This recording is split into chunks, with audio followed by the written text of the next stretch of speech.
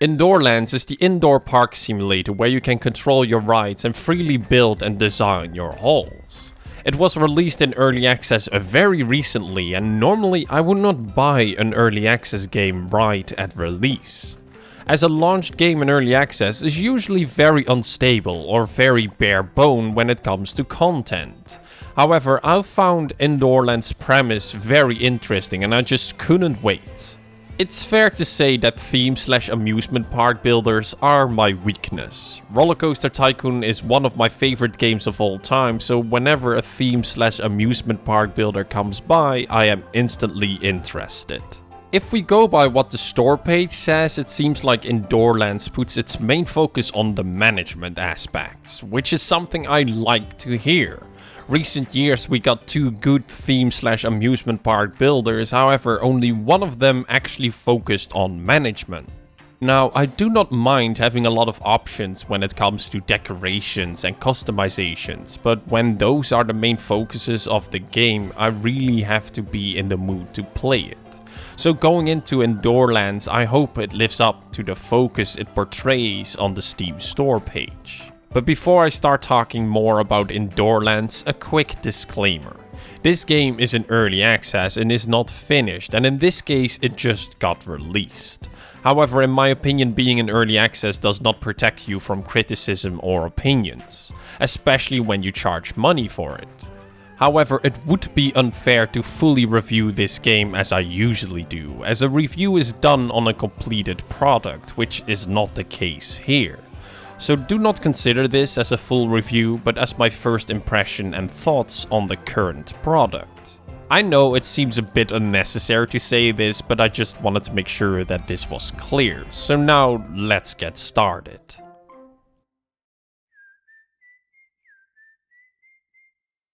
In Indoorlands, you get to build your own indoor amusement park.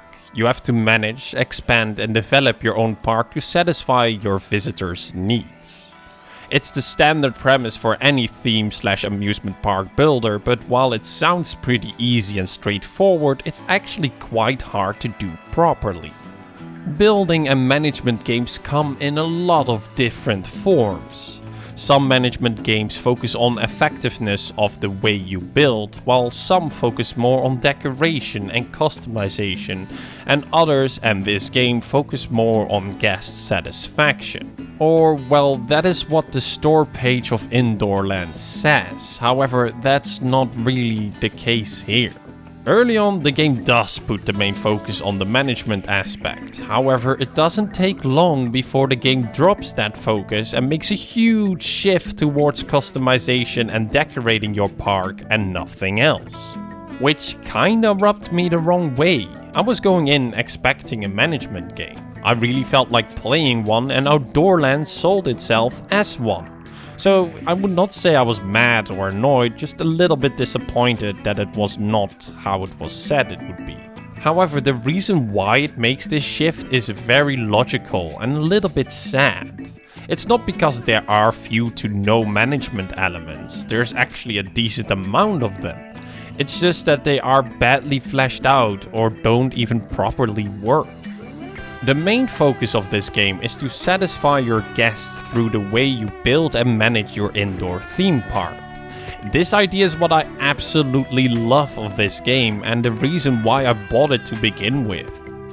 Theme park builders are always in the open air, and while land usage and management plays a role in those as well, it's nothing like trying to fit large halls with attractions inside a small park. It's a completely different way of building a theme park and should come with different ideas and challenges than with a normal theme park builder. But the challenges that Indoorlands offers can hardly be called challenges when they are rigged and badly designed. Guests have a whopping 11 needs you got to fulfill, and these are not the simple old school hunger, thirst and toilet needs. They still focus on those main needs but are more divided and detailed. When it comes to food, their needs are ambience, taste and menu, which is an interesting idea to say the least. In games like Rollercoaster Tycoon, you can have your guests survive for 10 years purely on popcorn. which is not only an unhealthy diet but also very surface level management of food. I really like this idea, as you have to pay more attention to how you manage something like food instead of spamming it till everyone is happy. This approach also applies to the other needs as well, however this is also where the problem slowly started to pop up. When building a restaurant, it shows how much of these needs it will fulfill, which is where the first problem starts to appear. No matter what you build, be it toilets, rides or restaurants, your guests will not be satisfied after using them.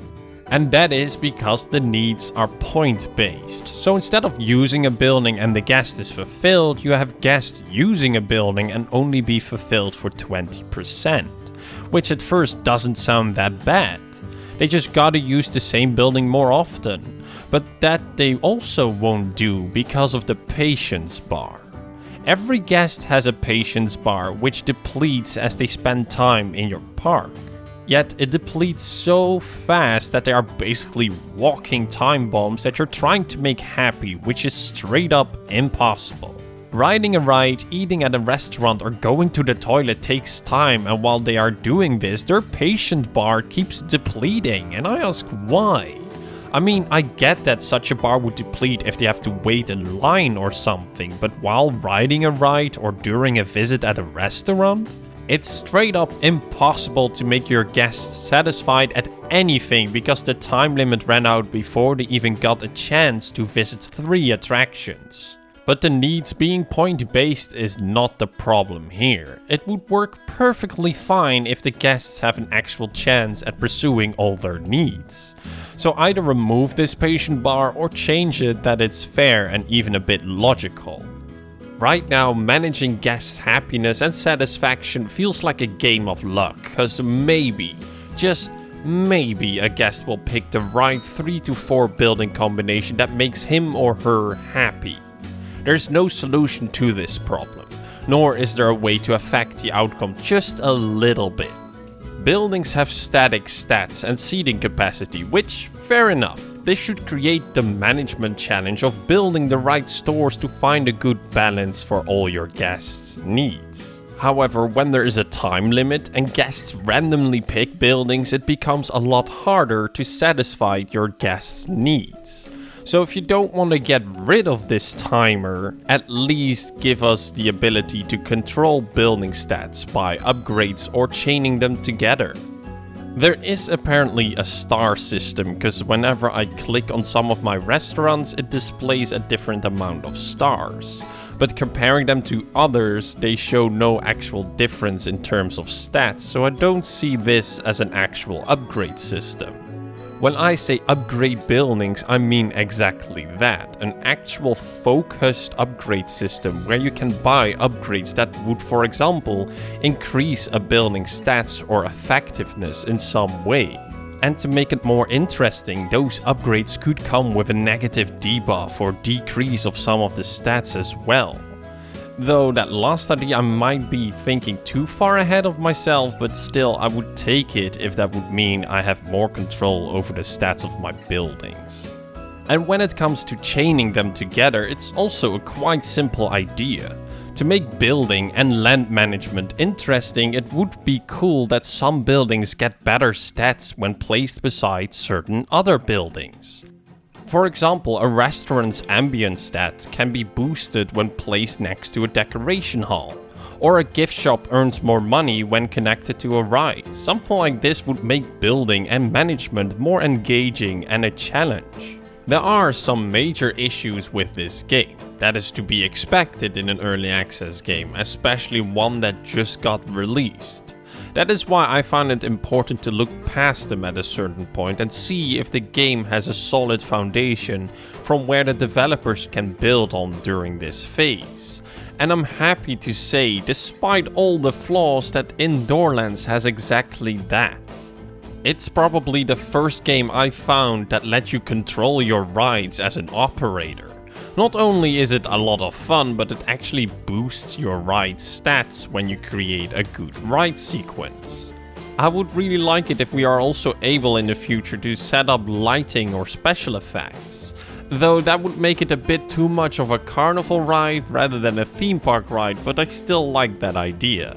Right now, controlling your ride and create a ride sequence for it feels a bit gimmicky, but in the long run I can really see this grow into something. The developers have already shown some rides and things that they are working on, and having control over those rides would be a lot of fun, and I'm really looking forward to that.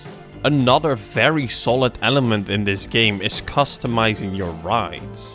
Coloring and decorating them is done in a very simple way, yet I also found it to be quite clever. When building your park, you look from afar at these halls, but when you want to decorate a hall, you first have to enter it. Basically, you put a magnifying glass over this specific hall and fully focus on it. It pushes everything else of your park into the background while you work on this specific hall, and I found this to be quite clever. Not only because it's a very different approach from the traditional theme park builders, but it's also a very big shift in gameplay. Having gameplay change throughout your experience is something nice, as it avoids becoming boring too soon. Unfortunately, at the moment the gameplay shift doesn't really work to its fullest potential, as again the management aspect is weak. But when that is fixed, this idea of changing the scene and gameplay with these halls will become one of the strongest points of this game. Things I personally struggled a little bit with were the UI and controls. Somehow it felt like this game was meant to be played on a mobile device. It has large buttons and a lot of swiping left to right was needed to get through the menus. Though most confusion was caused by the way rides and other buildings were organized. Especially the research tab had its problems in terms of organization and direction. Some icons in the research tab are mixed up in the game itself. For example, in the build menu there is a specific icon for the decoration halls, but in the research menu that icon means theming, and unlocking halls comes with a different icon.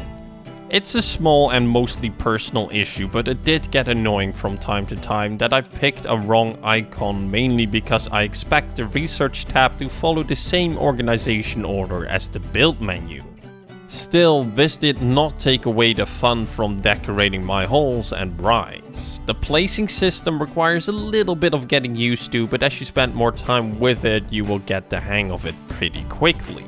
There are a lot of options when it comes to theming, though getting more themes in the future is always nice. Still, it was really surprising how many options there were, and the system is very user-friendly and it's quite easy to build what you want.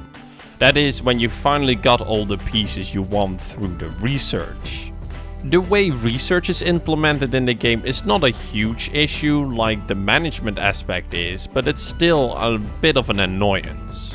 Decorating my rides was a lot of fun, even though I was hoping for something else. But because of the research system, it was pretty difficult at times to enjoy decorating.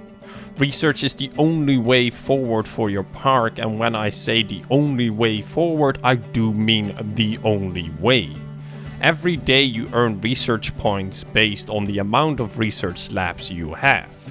With these research points you can unlock new rides, halls, restaurants, shops and themes. However, many of these unlockables are locked behind a milestone achievement. So before you can even unlock them through research, you have to achieve certain milestones. So far there are 3 milestones for your park: satisfaction, decoration and guest amount. Satisfaction is very simple, it's basically an XP bar for your park. Every time someone leaves, you gain XP based on their experience. It will take some time, but as long as you don't pause the game, you will get there automatically. Decoration is also very straightforward. Every time you decorate a ride or hall, you get points for that towards this milestone. Last but definitely not least, there is the guest milestone, which you reach by having certain amount of guests in your park. It's pretty simple and should work just fine, however this is where the research comes in, because it's not as straightforward as you might think. In basically every park builder you attract guests by making a good park, having certain rides or by achievements. Here in Indoorlands, that all doesn't matter. The amount of guests that you can have in your park is based on research upgrades. Very, very expensive research upgrades. Now remember, to basically unlock anything you got to reach these milestones, but as these milestones are connected to the research as well, the game will go really slow. The XP milestone takes long as it increases based on your guest's experience, and as I discussed before, you have barely to no influence on that, so you could say it mostly depends on RNG. So if you want to do something that involves that milestone, you gotta wait around for it. Now let's say that you set your sights on a specific hall for a specific ride. You grinded the research points together to unlock them, as gaining them is very slow. But first you need to reach a guest milestone, which you can only reach by spending those hard-earned research points on the upgrades for that milestone than the things that you want. But congratulations, you now have reached the guest milestone, and that specific hall and ride can now be bought with research points, which you don't have anymore. In other words, you have waited a long time to get these research points, and in the end you spend them on things that you don't want to spend them on, so that later on you can wait more so that you can finally spend your points on the things you want. But you don't have to wait if you don't want to. You can decide to put a lot of hours into decorating your current rides, making them perfect to the finest detail, which helps towards the decoration milestone. But to get access to proper amounts of decoration assets, you have to research a lot of it as well, which brings you back to the previous problem, which is that you don't have any research points to spare. You could have picked more assets over the guest milestone research, but that would just be delaying the inevitable of you again waiting for more research points. This is an annoying loop that you will get sucked into at some point during your experience. Though the lack of management at this point felt a bit like a blessing in disguise, as I was able to run the game in the background to earn AFK research points. Though I will be fair, there is a sort of a workaround for not having access to decoration items. The game uses a blueprint system which basically allows you to save and load pre-made halls. There are a couple of them in the game already, but you can add your own as well. The best thing of this system is that it doesn't matter if you have researched the theme or not when buying these blueprints. The items will be present in these blueprints no matter what, which gives you a great exploit when starting a new park. From this point onward, you don't need to waste research points on decoration, as you just keep making new and better blueprints in your first park and then load them into your new park. This solves one problem, but it also creates another, because if you use this exploit, you would remove the customization and decoration elements from the game, which is the only real element left in the game. Indoorlands is a really fun idea for a build and management game, but it has a long way to go, which, as I mentioned earlier, is logical as it just got released in early access. Still, for a just released early access game, I gotta compliment the developers that the game itself works fine and that I had my fun with it, even though I was a little bit disappointed at the same time. Though that disappointment was mainly caused by the way the game was sold onto me and not what the game itself did poorly. Of course, being in early access is not a shield to ignore the flaws. There are some big ones in there and they need some attention.